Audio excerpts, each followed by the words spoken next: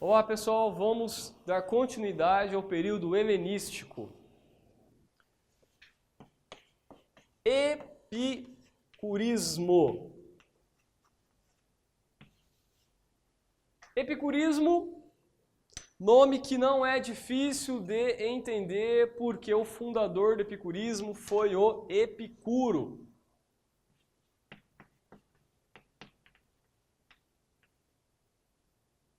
Epicuro.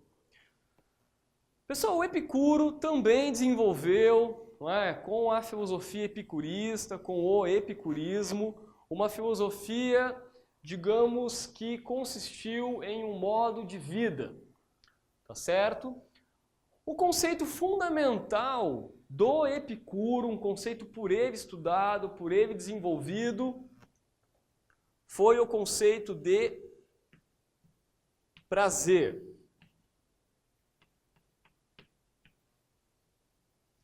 O conceito de prazer. O prazer para Epicuro, ele pode se dar de três modos diferentes.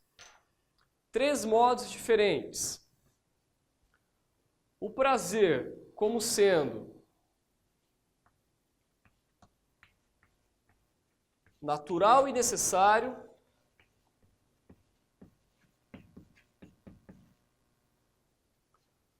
O prazer como sendo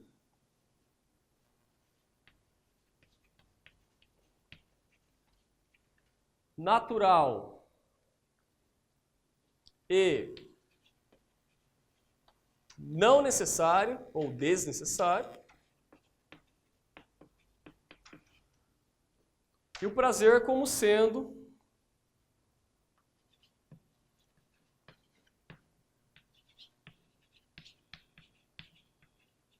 não natural e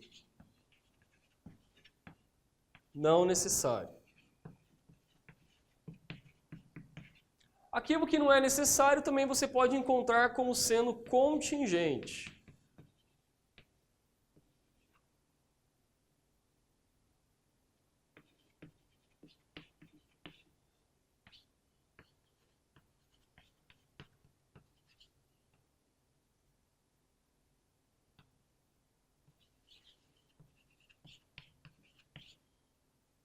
Tudo bem? O prazer para Epicuro, galera, é visto muito como sendo uma ausência de dor. Tá? É importante que vocês entendam isso. Uma definição, digamos, diferenciada de Epicuro, como ausência de dor. Tá? Mas aí eu sei que parece uma coisa meio que, então tudo geraria prazer segundo o pensamento epicurista? Primeiramente que o prazer aqui, você tem que tirar um pouco da sua visão, uma visão, digamos, depreciativa do prazer, como sendo muitas vezes a visão que acaba sendo predominante, não é, na maioria das pessoas. Tá? Não é essa ideia do prazer como sendo pecaminoso. Não é? Na verdade, vai diferenciar, vai depender, no caso, de qual prazer a gente está falando. O que o Epicuro vai tentar colocar como sendo fundamental, que a gente esquece que é fundamental, é aquele que é natural e necessário. Natural, então, em conformidade com a natureza humana e necessário em conformidade com a natureza humana. Por exemplo, eu digo aqui, comer e dormir. Ok? Todo ser humano tem que comer e dormir. Mas Fabiano, tem uma exceção. Todo ser humano tem que comer e dormir. Simplifica. Não viaja. Ok?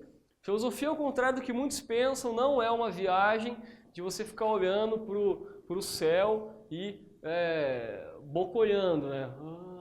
Não é? Filosofia não é essa viagem vulgarmente aí entendida como uma viagem do tipo, como se fosse algo sem compromisso, não é? Como se fosse algo sem um itinerário, não é? Na verdade, você pode até entender a filosofia como uma grande viagem, mas ela tem um itinerário, não é? Ela tem estratégias, ela tem finalidades, tem justificativas, não é algo simplesmente arbitrário e ao acaso. Tudo bem? Cara, você tem que comer e dormir. Se você vai comer farinha, arroz, se você vai dormir, não é, de ponta cabeça, deitado no chão, se você vai dormir numa cama macia ou em um colchão d'água, é natural e necessário que isso aconteça. Necessário, não aqui significa muitas vezes o que a gente entende como sendo necessário hoje em dia, tá? Como um necessário do tipo, como uma necessidade do tipo, nossa, a minha amiga, ela tem necessidade de tomar sorvete. Não é isso, galera. Não são necessidades que hoje nós entendemos como sendo necessidades atreladas ao consumo. Não é isso, pessoal. Não é isso, galera. Tá?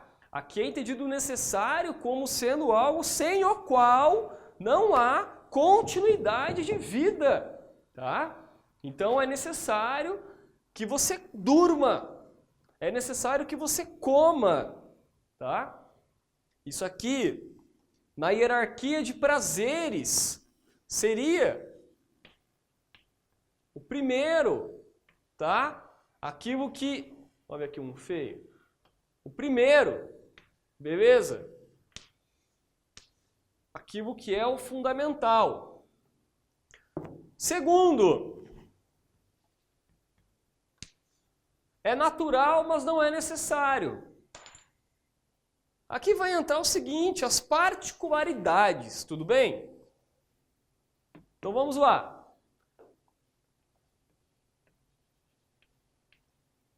Comer bem. Vou colocar aqui, comer picanha. Muita gente adora. Lembrando que a picanha não tinha na época de Epicuro, né? Não da forma que a gente entende hoje, imagino eu, né? Ele não separava a picanha lá, né? Apesar que eu não sei a história da carne, tudo bem? Comer picanha e beber, tá na moda agora, né? Beber cerveja artesanal.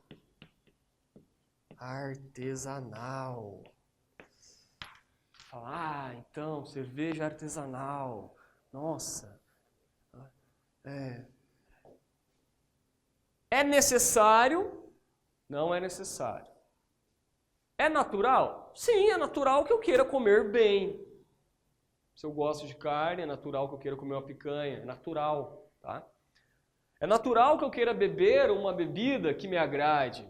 O suco de laranja, não é? A cerveja artesanal, o chopp, o vinho, degustar um bom vinho, não é? Fazer igual os políticos muitas vezes fazem, não é? Tomar um vinho de R$2.000 com o dinheiro da população. Tá, tô brincando, não é? Mas fazem isso a parte não é brincadeira. Ok, é natural, mas não é necessário. Tudo bem? Terceiro tipo. E aqui, digamos que acaba sendo o que realmente é, digamos assim, recriminado até, digamos que recriminado de certa forma por Epicuro, que são os prazeres que não são naturais e não são necessários. Ok? São aqueles que não fazem bem, não é? Então, a ganância,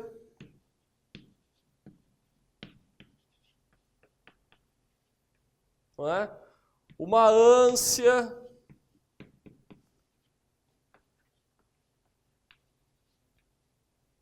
desmedida,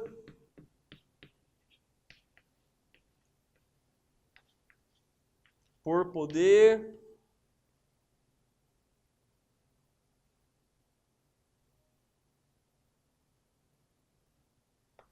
Ok? São vistos como não sendo naturais e não sendo necessários. Tá certo? Então não são bons. Não é bacana a ganância, não é bacana uma ânsia desmedida pelo poder, não é? Em que você maltrata pessoas, em que você utiliza a pessoa como escadinha para você chegar ao topo ali de uma determinada empresa, não é? Então você mente para poder prejudicar aquela pessoa e obter o cargo dela. Então você vai lá e falsifica um documento e coloca como se fosse ela que tivesse feito, coloca nas coisas dela, coloca o nome dela, bate o carimbo dela, imita a assinatura dela. Que é isso? Não é? Isso é uma ânsia desmedida pelo poder. Vale tudo? Não, não pode valer tudo. Tá certo? A gente não pode esquecer que aqui a gente está desenvolvendo um pensamento filosófico, não é? Que em última instância faz uma reflexão ética também. Tá? Então não vale tudo, não é assim que funciona, pessoal. Ok? O que é importante que a gente entenda desse cenário aqui do epicurismo? Tá? O que é importante que você entenda dessa reflexão que o Epicuro faz em torno do prazer? É importante, aplicando nos dias de hoje, pensando nos dias de hoje, é fundamental que você, não que você tenha que comer arroz com farinha todo dia, tá? Não vulgariza o que eu estou falando não, tá? Não banaliza o que eu estou falando, não é isso. Apesar que se você querer comer arroz com farinha, fica à vontade, não tem problema nenhum, tá? Só que é fundamental que você entenda a importância desse primeiro tipo, não é? Um prazer que advém de mínimas coisas, de coisas pequenas, de coisas menores, de coisas que você somente vai saber o quão diferença faz não ter se em algum momento você ser inviabilizado de fazer essas coisas. Dormir, comer, beber água, ok? Você vive sem beber suco, sem beber cerveja, pasme, acredite, você vive sem beber cerveja, tá? Você vive sem beber vinho, só que, meu amigo, você não vive sem beber água, tá? Você vai ficar desbotado, você vai ficar amarelo, você vai morrer, tá? Você vai derreter, vai acontecer alguma coisa com você, você não vive sem beber água. Você tem que dormir. Se é no chão, batido, se é num colchão d'água, se é numa cama dura, se é na cadeira, você vai dormir. Se você ficar 2 noites sem dormir, 1 hora você vai pegar, você vai apagar. Não é? A não ser que você trabalhe e seja acostumado e intensamente a ficar sem dormir. A não ser que você seja um médico plantonista e muito acostumado a ficar 48 horas, 60 horas sem dormir. Caso contrário, meu amigo, você vai estar andando e vai cair no chão desmaiado. E vai ficar dormindo ali, vão te chamar, vão pensar, pô, morreu fulano, tá morto, tá? Você precisa dormir. Então é natural e necessário que isso aconteça. Então a filosofia epicurista, ela está tentando voltar o ser humano ao seu cerne, não é? A busca por coisas essenciais e vitais para o desenvolvimento da vida.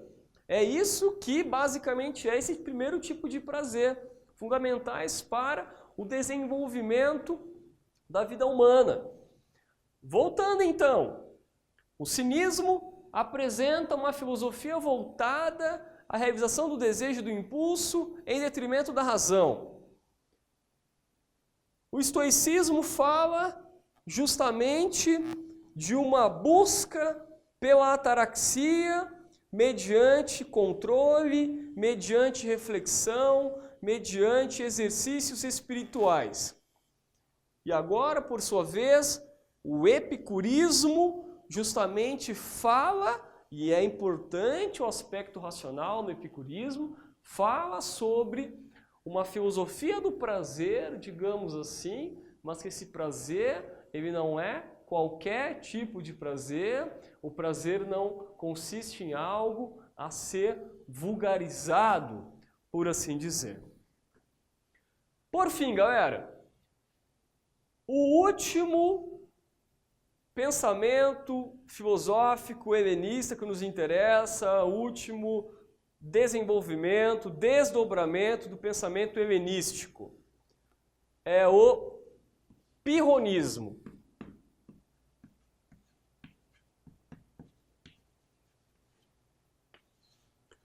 O pirronismo também é chamado de ceticismo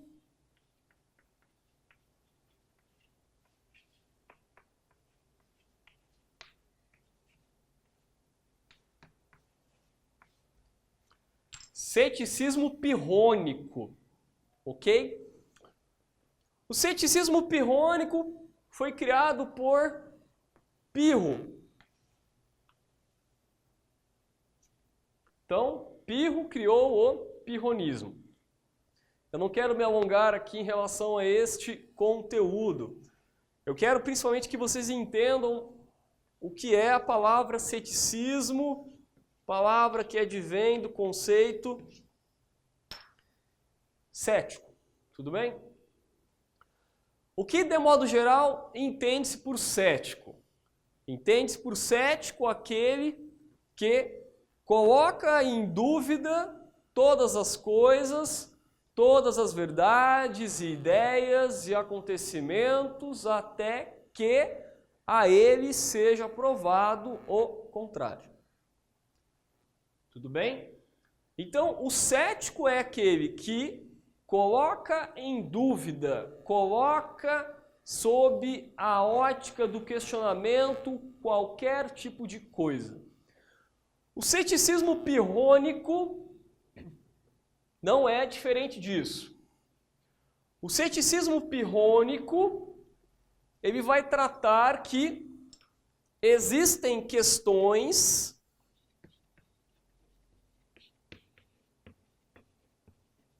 chamadas de questões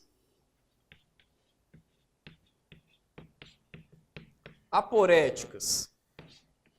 A palavra aporética vem da palavra aporia, que significa sem saída.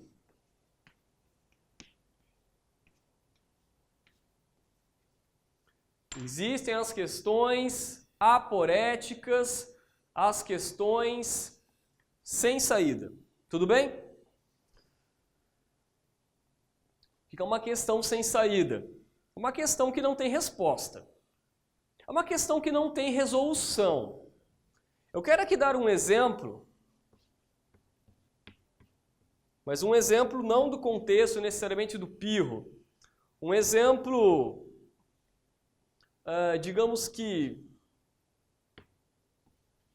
do contexto atual. Então eu digo, Deus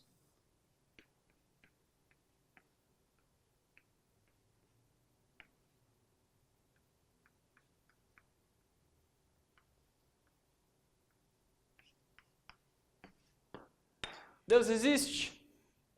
Há Deus, existe Deus. Essa é uma questão aporética. Uma questão sem saída, uma questão que não vai ter resposta. Por que não? Porque de um ponto de vista cético pirrônico, essa questão é uma questão